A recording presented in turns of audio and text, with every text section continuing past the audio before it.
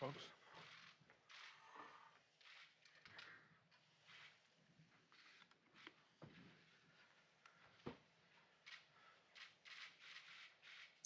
Can you see us? Can you hear us? Yes. Hey, everyone. Thank you for doing this. Thanks. Leave it to you. I open it up. Okay. I know you're all busy as I am. Thank you for making the time, but as I need not tell any of you, we're in a really an important area here, and we have to act. I'm joined by a group of Democratic governors. We work closely to protect women's rights after this tragic reversal of Roe v. Wade. A terrible, extreme decision, in my view, upending lives and impacting on the health and safety of millions of women. And I share the public outrage at this extremist court that's committed to moving America backwards with fewer rights, less autonomy, and politicians invading the most personal decisions that not only women, but we'll find if they expand on this decision, men as well. But as I've said last week, this is not over. Last week, I announced two specific actions. First, if extremist governors try to block a woman from traveling from her state that prohibits her from seeking medical help she needs to a state that provides that care, the federal government will act to protect her bedrock rights through the Attorney General's office. Second, if states try to block a woman from getting medication the FDA has already approved and has been available for more than 20 years, my administration will act and protect that woman's right to that medication. And there are many other unlawful actions, in my view, that states are preparing to take that we'll have to address as well. But ultimately, Congress is going to have to act to codify the Roe into federal law. As I said yesterday, the filibuster should not stand in the way of us being able to do that. But right now, we don't have the votes in the Senate to change the filibuster at the moment. That means we need 2 more votes now, not now, when we vote, probably after November, more senators and House majority elected in November to get this bill to my desk. So the choice is clear. We either elect federal senators and representatives who will codify Roe, or Republicans who will elect the House and Senate who will try to ban abortions nationwide. Nationwide. This is going to go one way or the other after November.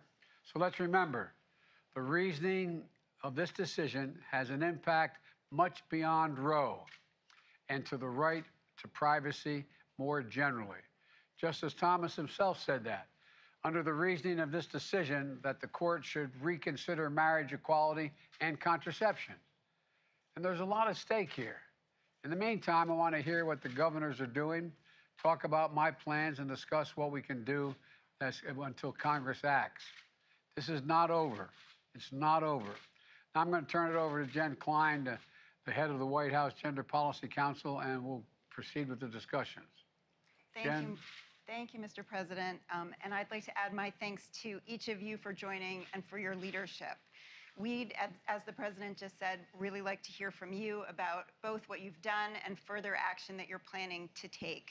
So we're going to start with you, Governor Hochul from New York. Over to you.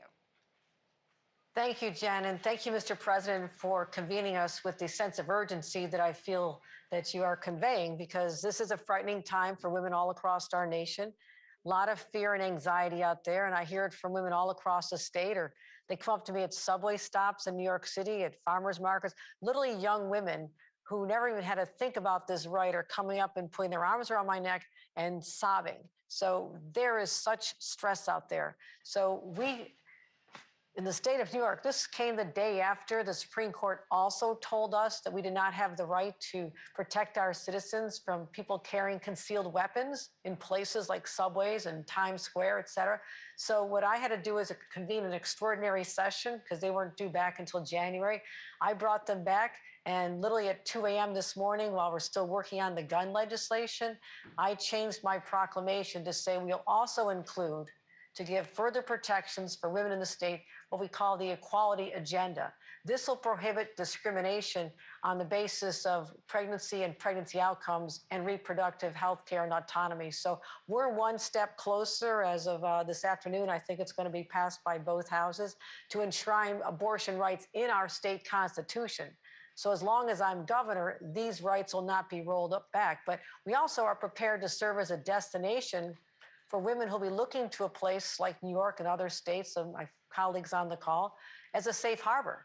So even before the Supreme Court decision, I knew I had to beef up our opportunities for women to come from other states. We allocated $35 million right off the bat to go to providers so they could hire more people, expand their space, and make sure that they can keep their staff safe from violence as well. And we also decided to mandate all insurance companies doing business in the state of New York now have to cover abortion. And I signed 6 bills related to protecting our providers after the decision came down. We will stop the extradition of any search for one of our providers or a woman who's in our state who are wanted under criminal charges. That's not happening in New York. And we're also defending our abortion providers from malpractice and other lawsuits. We also launched a public awareness campaign because there's a lot of misinformation. Women in New York are seeing the national news. They don't know whether their rights are protected here in New York. So we're going to continue to be leaders in this fight, protect our providers, protect them from the vigilante justice, which has been unleashed by the states that are going to allow these private rights of action, where they're going to hunt down women and providers. This is chaos. It's frightening, but also we're doing what we can to make sure that we are protected. But what's happening now? The rights of millions of women across this country are now falling on the shoulders of just a handful of states. Just a handful of states are now going to have to take care of the health care of women from other states. So we believe, as you do, Mr. President, that what's available to New Yorkers and the other enlightened states should be available to all Americans, and no one should have to travel. And that's why, as you agree with us, Congress has to act. And we sent a letter way back to Congress saying, please pass the Women's Health Protection Act. Let's get it through the Senate. So what we're doing at the state level is key. But I completely agree with you, and I commend you, Mr. President, for standing up and talking about the fact that it is the filibuster that's preventing the majority of senators, and it is the majority of senators who want to speak on behalf of the majority of Americans. But we understand our options are limited until next January with a new Senate, and we're all going to be focusing very hard on that outcome because it is a matter of life and death for American women, because we do not want to go back to the days anywhere in this country of the back alley abortions, which are real. I talked to one of my neighbors down the hall whose husband used to perform these abortions before abortion was legal in New York State in 1970. And so this is not just hyperbole, it is real. So what we're asking to help continue at the federal level, we believe that more can be done to fund family planning services more broadly, to allow the providers and their clinics to have federal resources for these services, and they can focus on private dollars for abortion services. And I'm really grateful that you're putting an emphasis on what's going to happen for women to be able to continue to receive abortion services by mail. I mean, this is going to be a battle that people would not have foreseen. We want to make sure that there's no unlawful interference, and we have to do that to ease public concerns. And also, Mr. President, we'd ask that you consider your ability to use federal facilities. What am I talking about? Veterans hospitals, military bases, and other places where the federal government controls the jurisdiction in some of the states that are hostile to women's rights, and make sure that those services can be available to other women. So those are just a few of the ideas that we encourage you to look at. An idea of what we're doing at the New York State level, but literally before close of business today, we will have the first step toward a process of changing our Constitution, which is the boldest step we can take, and we just started that today. So thank you for convening us. We are there to stand with you to do something that protect a right that my mother's generation had to fight for, I fought for, my daughter who's in her 30s had to fight for, and now, Mr. President, I have a brand new granddaughter. And thank you for your note acknowledging that. I didn't think we'd have to fight this battle for her generation as well, but apparently we do, but we are ready to take on that fight. So thank you. Well, I didn't think we would either. I was worried we would, but I I think that a lot of the folks don't understand what this decision means. It means if you got a 11-year-old child who's a victim of incest and finds herself pregnant, which occurs, that she can't get choice. She can't. Her health can't be protected. You find if you're raped, there's no exception. I mean, there's so many things that people really haven't focused on yet, beyond the fundamental right of a woman to be able to choose. And so I just think that, as you pointed out, Kathy, it's just gonna be a big deal that we get people out to vote, because here's what's gonna happen. I predict, if we don't keep the Senate, increase it in the House, we're gonna be in a situation where the Republicans are gonna pass a nationwide prohibition consistent with what the Supreme Court ruled. And so there's a lot at stake here, but I'm sure glad you're leading New York. For real. Thank you, Mr. Thank you. Thank you, Governor Hochul. I'm now going to turn to Governor Cooper. Thanks, Jen. Thanks, Mr. President, for convening this call and for your leadership, particularly on the filibuster. Unlike Governor Hochul in New York, our Republican legislature is not going to amend the Constitution, but this Democratic governor is going to hold the line to protect women's reproductive freedom in our state. It has really been devastating for so many, as reproductive care really has been halted in its tracks in many places across the country. That constitutional right that women have relied on for 5 decades has been ripped away. And for now, at least, where you live will determine your rights. So for now, it's up to the states to determine whether women can get reproductive health care. And in North Carolina, they still can. And I'm determined to keep it that way. Because of our location in the Southeast, Mr. President, North Carolina is already seeing an influx of patients coming to our state for safe care. According to Planned Parenthood of the South Atlantic, their clinics in North Carolina have scheduled 192 patients from out of state for the next week alone. That means about 10,000 extra patients from out of state coming to North Carolina in the next year, mostly from states that have bans and tighter restrictions. And those, Mr. President, are just the numbers from Planned Parenthood. That doesn't include our state's other trusted providers. So we know those numbers will be a lot higher. Your zip code should not determine your rights. North Carolina has a law that's going to prevent obstructing access to these clinics, and we're working with law enforcement to make sure that that law is enforced. Women and doctors should not have these politicians in the exam room with them looking over their shoulders. And I'm going to continue to trust women to make their own medical decisions. Now, a large part of that, at least for North Carolina, Mr. President, is keeping enough Democratic state legislators in our state to sustain my vetoes, as they have time and again before. And it also means keeping and electing more Democratic governors across the country this November. And that is my mission as chair of the Democratic Governors Association this year. Because, Mr. President, governors, right now, governors really are the last line of defense.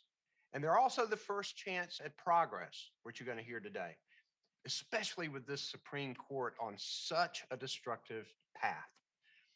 Mr. President, the stakes are high, but they have never been clearer. We are not backing down. We are ready to do what is needed to protect women's health. And Mr. President, I urge you to do everything you can on the federal level while we work hard in the states. Thanks for this opportunity. Well, Gov, look, Roy, you're doing a heck of a job, and a lot of your colleagues on this call are as well. I assure you that I got off the phone today with the Attorney General before I came. Matter of fact, it's one of the reasons I was, a few minutes late. And we're going to do everything within the power of the federal government to make sure that any attempt to obstruct anything from travel to access to medicine does not occur. We also, by the way, I think we're going to have to see, and this relates to Governor Hochul as well, that funding for family planning not for abortion, but for family planning. And there's a lot we have to do because a lot of women, for example, a lot of the family planning has to do with whether or not a woman gets access, poor women get access to cancer care or things unrelated to choice. And so there's a lot we have to do. I think we can get it done. I think the American people are with us. And again, I thank you for your leadership. And I'm not being solicitous, but you're always there. So thanks, pal. Thank you, thank you, thank you. Thank you, Mr. President. Grateful for you. And now we're going to turn to Governor Lujan Grisham. Thank you, Jen, and thank you, Mr. President. And I'm delighted, frankly, to join the fight with my incredible Democratic gubernatorial colleagues that we are, in fact, that brick wall against this horrific Supreme Court decision. I also, Mr. President, really appreciate that you've continued to lean in, that this privacy right debate extends far beyond choice. And what we do today in the space for protecting reproductive rights absolutely should move in the direction to prepare to protect everyone's additional privacy rights, including making sure that we don't roll backwards on same-sex marriage and other related issues. So New Mexico certainly saw this coming as a potential. We quickly, a year ago, I signed into a law repealing an antiquated, unconstitutional law that could criminalize abortion care and abortion providers. That is now repealed.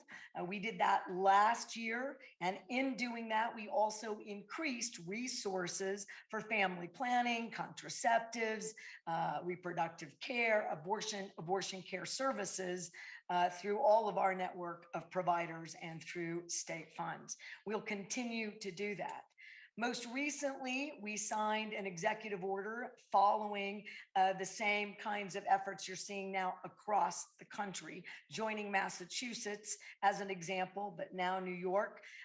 This is not a place where the draconian efforts by neighboring states, such as Texas, who have stated that they will, in fact, criminalize providers. They're looking for providers that have multiple state operations and licenses.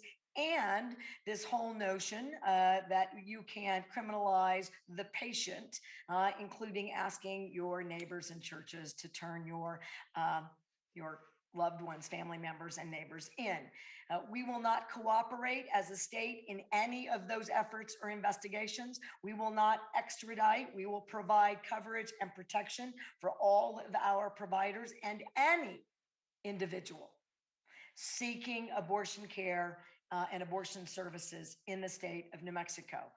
Like my colleagues, we're seeing an increase, and we're working diligently to make sure that when we say, and we mean, that abortion is legal, safe, and accessible, that in fact it is. So as you talk about what we can do, given this Supreme Court decision, and given that my colleague, like Chairman Governor Roy Cooper, not every state has a democratically led legislature. We are going to need the feds to think about ways, not just the FDA protection for making sure that telemedicine is available for contraceptives and abortion care. But in fact, we're going to need to make sure that through a public health vehicle that we are in fact doing family planning. We should educate people. That should be a national campaign. We should talk about access points. We should be using school-based health centers. There's a number of things that we could use your assistance and your leadership. And you're already leaning in that direction, not just on preventing the criminalization, but making sure we're talking about where resources can in fact go that would protect women in states that have signaled that they have no interest in their wholesale bans in protecting women and other populations and keeping government out of their personal autonomous decision-making. Two, I agree wholeheartedly with Governor Hochul that there are more federal opportunities, and she mentioned several. I think that our Indian Health Service clinics could be another effective vehicle. I will tell you that I've been reached out by a number of sovereign nations who I think would be very supportive and interested. Certainly can't speak to that across the country, but they're clear that even a new recent Supreme Court decision limiting sovereignty has the same draconian, absolute, right, unfairness that is looking at being applied through the Supreme Court to them. So I think that may be yet another vehicle that we could expand that would protect women and particularly minority populations all across the country. We stand ready to fight hard across the country and making sure that you have what you need in Congress so that we can codify Roe v. Wade, so that your states that stand as that safe haven and brick wall will continue to do that and support as many women and their families all across America who are going to need us as we fight to win this battle. Well, Michelle, you're already standing up for folks in your neighboring states. It matters. It matters a lot. And one of the things that I'm finding is that we are beginning the process, or in the process of looking at all the alternatives, including the sovereign nation question.